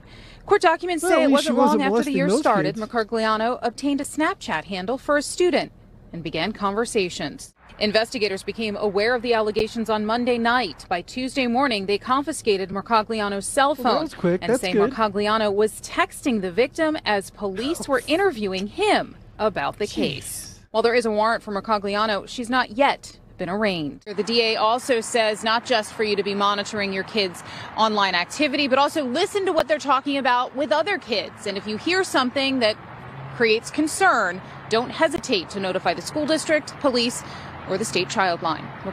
Let's dig in and learn what this case is all about, shall we? First of all, this takes place in a Philly suburb. I don't know if you're aware of that area, but it's basically a bunch of little towns that are only separated by lines on the map. So people kind of travel freely between the towns. So the first thing we're going to do is a little geographic primer so that when I'm telling the story, I don't have to interrupt it to tell you where things are. At this location, Mercogliano would get medical marijuana to share with the victim. For those of you that have never been to the Philadelphia area, there are several towns that completely encircle a city which are separated by nothing more than lines on the map. It is not uncommon for residents of the area to travel from one of these towns to another on a regular basis, so first let's start with Conestoga High School. The case centers around Conestoga High School. This is an aerial picture of the campus from Google Maps. The school is located in Berwyn, PA, about 15 miles outside of Philadelphia. Berwyn is partially in Teddafarin Township and partially in Easttown Township. The school is in Teddafarin Township. Mainline Apartments is about 3/4 of a mile from the school, and this is where Mercogliano would pick her victim up. From there, they would travel about 10 miles, roughly half an hour, to Sunnyside Dispensary in Phoenixville, PA. At this location, Mercogliano would obtain medical marijuana for the two to share. In case you're not aware, the medical marijuana program is a sham. You pay a couple $100 to a service like NugMD, go through an interview with a doctor you've never met before and provide no medical records to. Then simply based on what you say, you're approved for a med card. However, if you're not approved, you don't pay. So anyone care to guess how many people they reject? After obtaining the medical marijuana, Mercogliano and her victim would travel about 11 miles, another half-hour drive, to her parents' home in Malvern, where the sexual encounters would occur. Details on exactly when the marijuana was consumed are not provided in the reporting on this case. It could have been on the drive or after arriving at the house. Now that you're familiar with the geographical area, let's learn about Mercogliano and her accusations. There's no other education listed on her LinkedIn profile, but I do believe she has a master's degree in Italian. Mercogliano is 35 years old, meaning she was born around 1990. According to her LinkedIn profile, she has worked at SAP in the educational department for 8 months in 2011, Nordstrom Rack as a sales associate for 12 months in 2012 and 13, IKEA Group as an Italian IT help desk specialist for 17 months in 2013 and 14, Valley Forge Elementary School as a special education paraeducator beginning in 2014 with no end date, Oxford Area School District as an autistic support beginning in 2018 with no end date, and Zetterfahren School District as an autistic support teacher beginning in 2019 with no end date. We will revisit her work history in a moment. Also based on her LinkedIn profile, Mercogliano achieved her bachelor's degree in Italian from Westchester University of Pennsylvania in 2013 and obtained a special education teaching degree from the same school in 2017. This certificate qualifies her to teach special education classes through 8th grade. There's no other education listed on her profile, but I do believe that she has a master's degree in Italian. More on that in a moment. According to reporting on the case, Mercogliano was in that paraprofessional position until 2018, worked as a teacher at Hillside Elementary until 2024, and then started teaching in Conestoga High School at the beginning of 2024-2025 school year. Also, according to reporting on the case, she was teaching as an adjunct professor at Immaculata University. According to Teal.com, this position requires a master's degree, which is why I believe she probably has a master's degree in Italian, even though it's not on her LinkedIn profile. Now that we know all about Mercogliano, let's move on to the allegations. What I'm getting at here is, why haven't her parents been charged with any crimes in this case? As I stated in the last chapter, Mercogliano began teaching at the Conestoga High School in September of 2024. Within a very short period of time, she obtained a 16-year-old student's Snapchat contact information and began having conversations with him using that app. In case you're unaware, by default, Snapchat deletes private messages 24 hours after both users have viewed them, though it can be configured to delete them immediately or even never. Mercogliano and her victim would meet at Mainline Apartments. It is unclear if this location was chosen due to its proximity to the school or because her or her victim lived there. After meeting at the apartments, the two would travel to Sunnyside Dispensary in Phoenixville, and Mercogliano would purchase marijuana. In Pennsylvania, the penalties for providing marijuana to minors are very similar to the penalties for providing alcohol to minors. Additionally, as a controlled substance, if you intend to distribute it to people without a medical card, you can be charged with drug-related crimes as well. According to reporting on this case, their sexual liaisons would occur after this. However, it is reported that she purchased marijuana for the youth 15 times and sexually abused him 12 times. My guess is that the first couple times she was just grooming him and making sure he could keep his mouth shut before introducing sex into the equation. After obtaining the marijuana, the two would then travel to Mercogliano's parents' home in Malvern, Pennsylvania, and this is where the sexual abuse occurred. Information on if Mercogliano lived with her parents or not is not available. I would guess that she did, but how does this work? Did she just come home with the boy and be like, "Hi mom, hi dad, this is a little 15, 16-year-old boy. He's a student at the school where I teach special ed kids. I'm going to take him upstairs, get him high, and fuck his brains out." Or maybe she snuck him in. Or maybe she brought him over, told her parents she was tutoring him, and their parents are too stupid to realize that sex and studying sound very different. What I'm getting at here is, why aren't her parents charged with some crimes in this case? We need some details, police. The sexual abuse began in February of 2025, just 6 months after Mercogliano began teaching at the school. Family members of the victim contacted the Zetterfahren Police Department, who immediately began an investigation. First, they interviewed the victim, who provided the details used to obtain a warrant for Mercogliano's phone. After serving the warrant on her phone, police discovered that she was texting the victim while he was being interviewed by the police. Mercogliano was quickly charged. According to the reporting I've been able to find, she was not taken into custody yet at the writing of this script, because she had an emergent medical condition, and they were working on details of how she would surrender once she was cleared by her physicians to do so. All in all, Mercogliano is charged with 63 felony offenses in this case. Her charges include institutional sexual assault, corruption of minors, and delivery of a controlled substance. The DA did have some comments about this case for the press. Parents and students need to be able to trust that their teachers are going to be providing for students in all the right ways.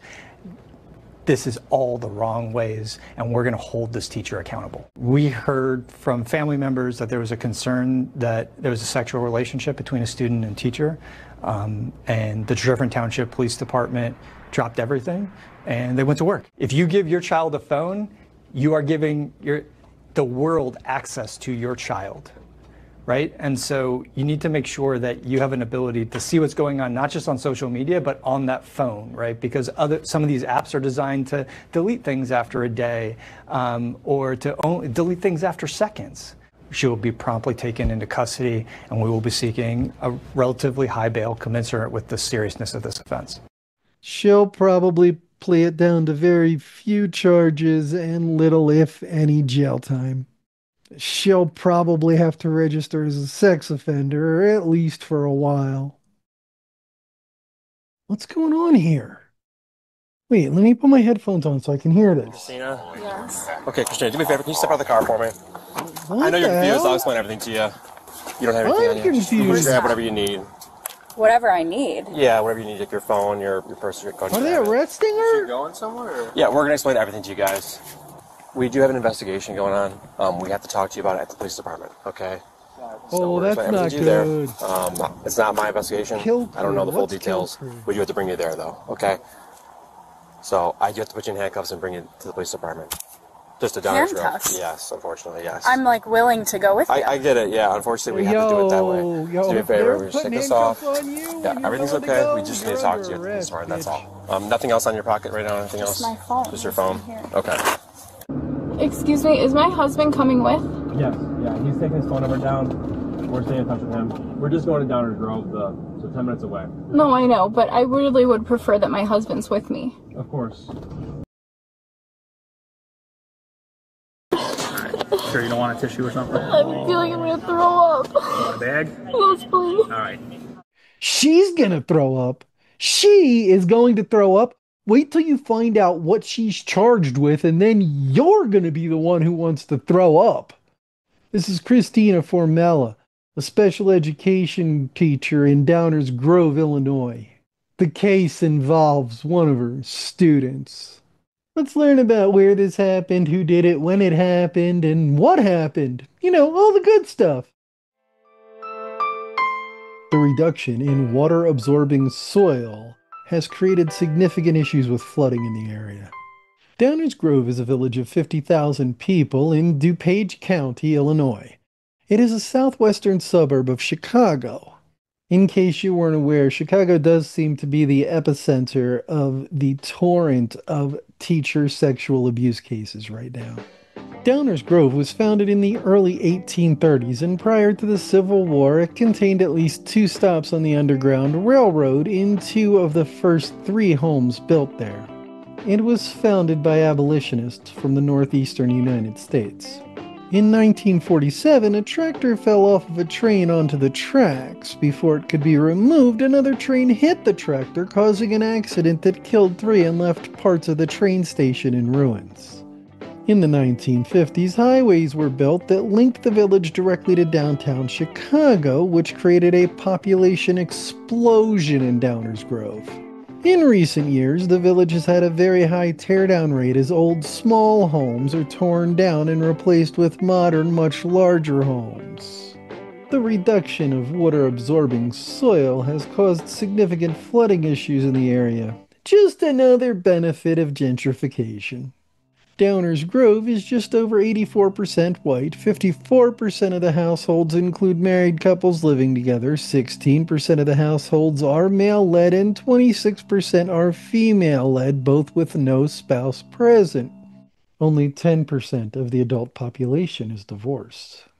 There are 2 high schools in the village, Downers Grove North High School, DGN, and Downers Grove South High School, or DGS. Formella was a special education teacher and boys and girls soccer coach at DGS. DGS currently has 223 certified staff, with 96% or 214 having advanced degrees. The average class size is 21 students. You do the math to figure out how many students are there. In 2024, 432 students took 866 advanced placement exams with a 73% placement rate. However, some of the things that some of the teachers do during tutoring sessions fall well outside the standard curriculum, which brings us to Christina Formella. It appears she may suffer from some type of mental illness. According to police reports, she was born on December 29, 1994. The 30-year-old woman currently lives on the 1300 block of Hughes Avenue, which is where she was taken into police custody in the opening video. Details on her educational and professional background are sparse at best. It appears that she either never had social media or it has been deleted. My guess? It's been deleted. She attended Concordia University in Chicago, where she played soccer in addition to her studies to become a special education teacher. This is where she met football player Michael Formella, who would become her husband in the summer of 2024. Remember that timeline element, it will be important later. Michael's father is the owner of E. Formella & Sons, a Chicago-based Italian food manufacturing company. She is a special education teacher as well as boys and girls soccer coach at DGS. She is not currently in the classroom or on the soccer field, but as long as she's on paid leave, she is still a teacher and soccer coach at DGS.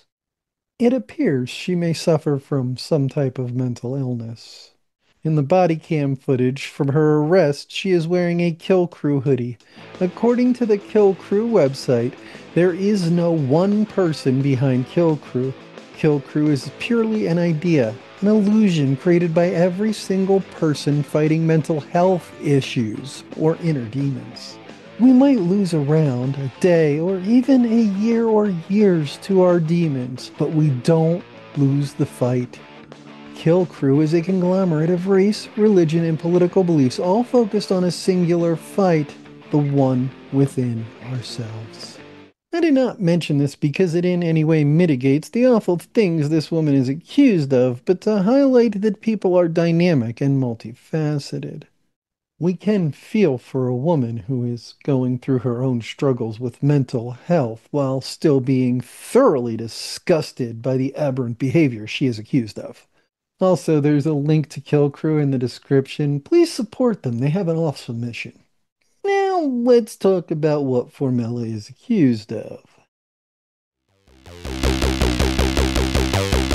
Timestamps of the texts have not been released to the public, but I'm just guessing that they were not all sent at the same time. In the beginning of the video, you saw excerpts of the body cam footage from Formella's arrest. That scene happened on March 17, 2025, which was just 2 days after a currently 17-year-old victim and his mother walked into the Downers Grove Police Department with a story that shocked and disgusted the officers hearing it.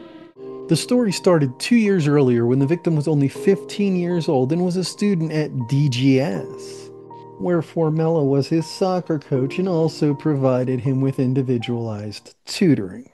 The victim's mother had been going through his cell phone when she came across some text messages between Formella and her son.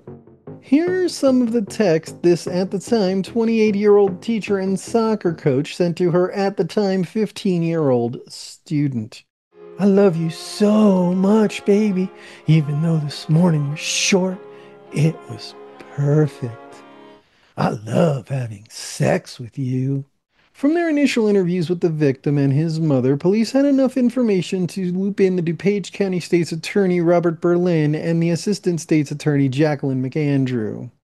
According to the victim and his mother, in December of 2023, the boy had gone to school early for a tutoring session with Formella. It was at this tutoring session in a classroom at the school where Formella is accused of sexually assaulting the 15-year-old victim.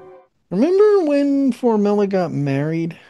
This is where she met football player Michael Formella, who would become her husband in the summer of 2024. So she was married about 6 months after the abuse happened, to a man she's been dating since college. They officially charged Formella with aggravated sexual abuse, criminal sexual assault, and aggravated criminal sexual abuse. During the arrest, police made sure Formella had her phone with her so they could confiscate it. During her interview, Formella claimed that the 15-year-old victim was a stalker who ruined her marriage. She went so far as to claim that he had taken her phone, sent the text to himself, and then deleted them from her phone while saving them on his for blackmail. Timestamps of these texts have not been released, but I'm just guessing they were not all sent at the same time. Formella also claimed she was being targeted and that people always target her because she is attractive. Let's be fair.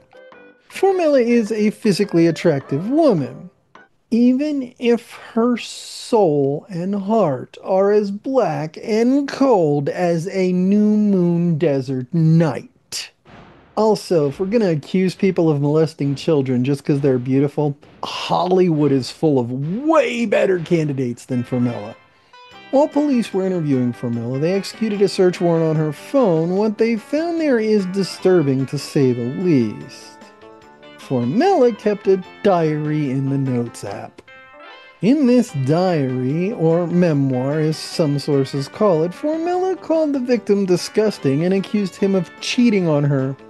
Other entries in the diary include, I went back and screenshotted every single time that I said we should break up until after the wedding and after you graduated.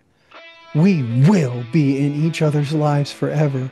We will be able to love each other while also living our own lives. We will never ever be together again. I'm not a second choice. I'm the best thing you'll ever have, even with all my mistakes.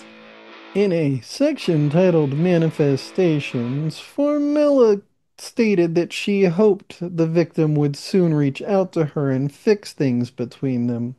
Formella also wrote, in the meantime, I'm going to live my life, the best life, knowing he's not the person I thought he was and that he is beneath me. In her interview, Formella claimed this was an outlet for her anxiety and the references to sex were about her husband, not the victim. Let's take a little closer look at those charges so we can determine what kind of penalties Formella is facing. So what does all this mean for Formella? All the legal information in this section is from Justia Law's website. Aggravated sexual abuse is a Class 1 felony and occurs when a person who is over 17 engages in sexual abuse of someone under 17 who is at least 5 years younger than the aggressor. As a Class 1 felony, it holds a standard sentence of 4 to 15 years in prison and up to a $25,000 fine. Criminal sexual assault is a Class 1 felony and occurs when a person commits an act of sexual penetration and knows the victim is unable to consent. The aggressor is over 17 and holds a position of trust, authority, or supervision over the victim. As a Class 1 felony, it has the same standard sentencing guidelines as the previous charge. Aggravated criminal sexual abuse is defined in the same legal code as criminal sexual assault. It becomes aggravated criminal sexual abuse if the aggressor holds a position of trust, authority, or supervision over the victim. As a Class 1 felony, it also has the same standard sentencing guidelines as the previous two charges. So what does all this mean for Formella? Well, if convicted on all three charges, the sentences run concurrently and she is given the minimum sentences, she could be out of jail in less than 4 years. On the other hand, if convicted on all charges, the sentences run consecutively, she could be in jail for the next 45 years and have to pay $75,000 in fines. But for now, she is free and walking the streets because the judge released her without bail while awaiting trial. What in the actual fuck, Judge? Let's wrap this video up. The first thing to remember in all these cases is that they are abusing children. The child's gender does not matter. The predator's gender does not matter. All that matters is that an adult in a position of power over a child used that position of power to sexually abuse that child. The mental damage to the victim is the same regardless of all those other factors. Please do not jump into my comments and tell me it is okay for women to abuse boys, because it is not. It doesn't matter if the child consented because children cannot consent to sex with adults. Let alone an adult in a position of power over the child. If it is wrong when a man does it to a girl, it is equally wrong when a woman does it to a boy. At the end of the day, every one of these cases involves a person who had a clear background check, because background checks are a good start, but at the end of the day, they are just not enough. We need to start giving potential teachers a full psychological workup prior to the first day they teach a class. That workup must include a sexual orientation screening to ensure they are not attracted to the population they will be teaching. It's not a HIPAA violation. The screener conducts the interview and then simply reports fit or unfit. Details are only released if the person being screened challenges it, in which case the person being screened decided to have the details released, in which case it is not a HIPAA violation because you're allowed to do that.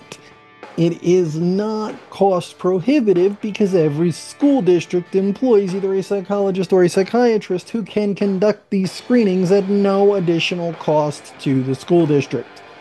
It's not a violation of the potential teacher's rights, and it can't be used in order to railroad people out of a position they would otherwise be qualified for, because if the teacher chooses, they can get their own private screening conducted at their own cost.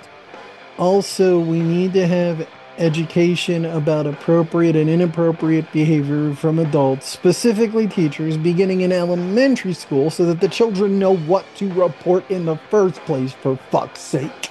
This used to be in the curriculum, but then some jackasses got upset because it was called sexual education, and so it was removed from the curriculum. We need to put it back. Let's call it abuse prevention. Y'all can bitch about that if you want. What do you think about all this? Let me know in a comment. Don't forget to like, share, and subscribe. As always, remember that Super Thanks channel memberships are super cool. And now I got a gem, so tag you are it.